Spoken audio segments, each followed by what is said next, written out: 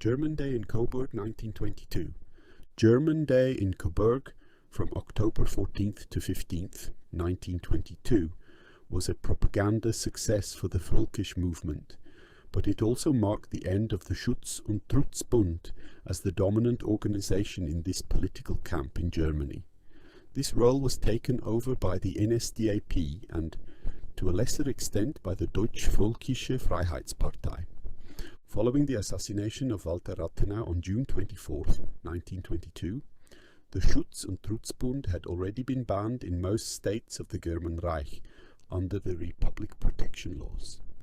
The protest against the bans was a main theme of the event, which had been organized by the Bavarian associations of the Schutz- und Trutzbund under the leadership of Gauleiter for Northern Bavaria Hans Dietrich, in cooperation with the Gemeinschaft Deutsch-Völkischer Bünde, community of German people's associations, led by von Roth. Around 4,000 participants attended, including social figures such as Karl Eduard von Sachsen-Coburg and Gotha. The NSDAP appeared at the German Day in Coburg with Adolf Hitler, the party leadership and a troop of several hundred SA men. The invitation was issued by the still incumbent leadership of the Schutz- und Trutzbund in order to show its own members how to raise shock troops and keep the mob in check by their own strength, as Herzberg later put it. This invitation, conveyed by Max Amann, had originally been intended for a few gentlemen, but had been extended by Dietrich, to whom the NSDAP leadership had asked Amann for a bulk discount in the event that 600 men showed up. Dietrich agreed on the condition that Hitler himself would attend.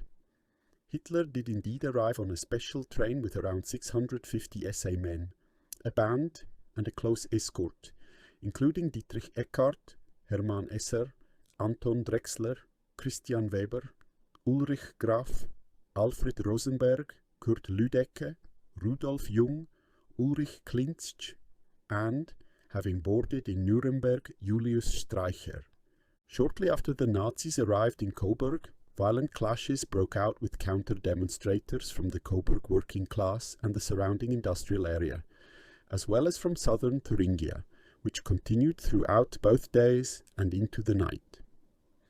Several people were injured on both sides, including members of the police, consisting of the Coburg City Police and the Bavarian State Police, who acted rather hesitantly in view of the so-called Coburg Blood Saturday of September 3, 1921. Overall, the SA dominated German Day, among other things by providing security for the venue, the Hofbräuhaus, and marching to the Weste Coburg, which Hitler had arbitrarily decided to do instead of the announced program. The German Day in Coburg, which later entered Nazi hagiography as the March on Coburg, in reference to the Italian fascists' March on Rome, that also took place in October 1922, was significant for the NSDAP in many respects. It made its first major appearance outside Munich in northern Bavaria, attracted attention in the press throughout the Reich and even abroad, was able to demonstrate paramilitary strength with the SA and, thanks to the tolerance of the official authorities who blamed the left for the riots, also political strength, and subsequently gained many new members from the Völkisch camp. Julius Streicher, for example, defected from the German Socialist Party to the NSDAP and founded the Nuremberg local group on October 20th. In Coburg itself, a National Socialist pilgrimage site until the end of the Nazi state, the Coburg NSDAP local group was founded on January 14, 1923. Roth noted for the Schutz- und Trutzbund, albeit too late, that it would be good if we could build up a kind of fascist movement that is particularly determined to meet violence with violence. Coburg has taught us how beneficial this can be, and we should continue along this path. Hitler later wrote about the events in Coburg in detail in Mein Kampf, closely following Rosenberg's account in the Völkischer Beobachter of October 18, 1922, and emphasizing their significance as a triumph over the left and as a historical milestone. The significance of this day could not be fully appreciated at first. Not only was the victorious SA greatly boosted in its self-confidence and belief in the righteousness of its leadership, but the environment also began to take a closer look at us. And many recognized for the first time in the National Socialist movement the institution that would in all probability one day be called upon to put an end to Marxist madness. The experiences in Coburg were even more significant in that we now set about systematically breaking the Red Terror that had prevented any gathering of dissidents for many years in all places where it had been active, and establishing freedom of assembly. From then on, National Socialist battalions were repeatedly assembled in such places, and gradually one red stronghold after another in Bavaria fell victim to National Socialist propaganda. The SA had grown increasingly into its task, moving further and further away from the character of a senseless and non-essential defense movement and rising to become a vibrant fighting organization for the establishment of a new German state.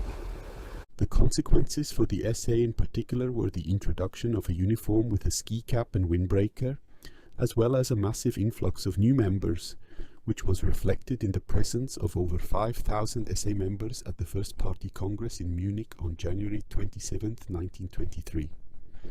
In the Bavarian State Parliament, the events in Coburg were the subject of an extensive debate on November 21st and 22nd, which was triggered by an interpellation by the SPD, and in which Franz Klingler made fierce accusations against the government, which Franz Schweier rejected.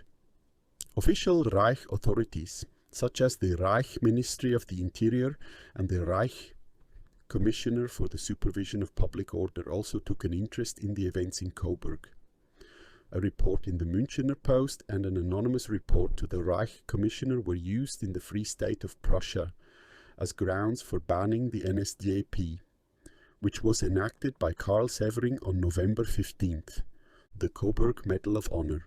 On the 10th anniversary of the German Day in Coburg, Hitler established the Coburg Medal of Honor in 1932, which was awarded to participants at that time. The Coburg Medal of Honor was one of the highest honors of the NSDAP, along with the German Order, the Blood Order and the Golden Party Badge. Between 422 and 436 old fighters were decorated with it. Later, the Party Award was also awarded honorarily.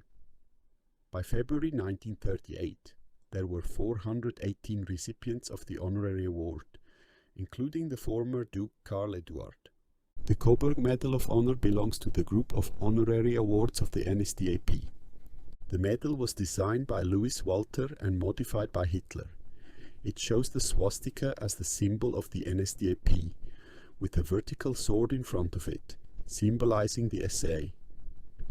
The swastika and sword are surrounded by the inscription "With Hitler in Coburg 1922 to 1932. The Coburg fortress is depicted at the top. The Deschler company in Munich also produced silver badges with a carmine red swastika. 2 examples are known.